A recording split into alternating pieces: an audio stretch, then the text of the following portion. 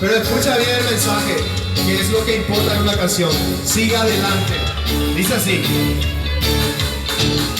quisiera saludarte en este día, queremos compartir con mucha alegría. Si tienes a Jesús, lo tienes todo, por eso te menciono de este modo.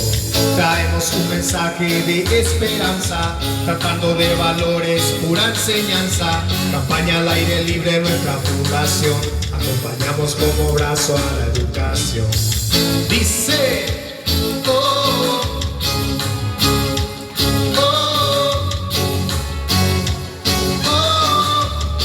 así, mucha fuerza, no te rindas, siga adelante,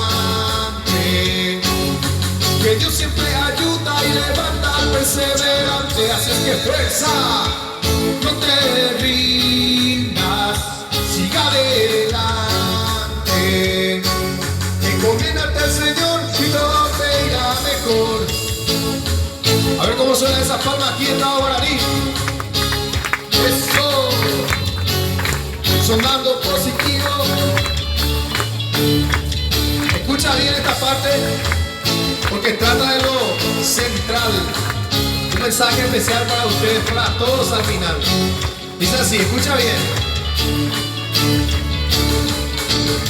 Comienza diciendo no a las drogas, desechando el bullying que está de moda, la burla, el desprecio y el alcohol, siendo buen estudiante, cumpliendo el rol.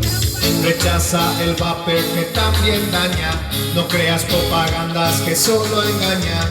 Escucha este mensaje y presta atención, te dedico las frases de esta canción. Dice una vez más. Oh, es muy fácil.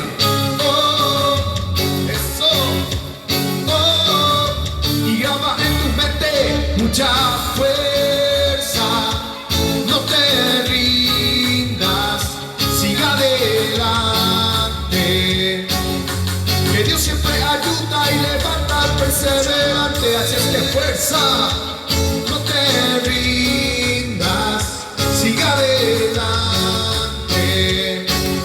encomiéndate al Señor y todo te irá mejor. Fuerza, a ver esa palma como dice: no te rindas, siga adelante, eso, que Dios siempre ayuda y levanta al perseverante. Así es que fuerza y no te rindas, siga adelante,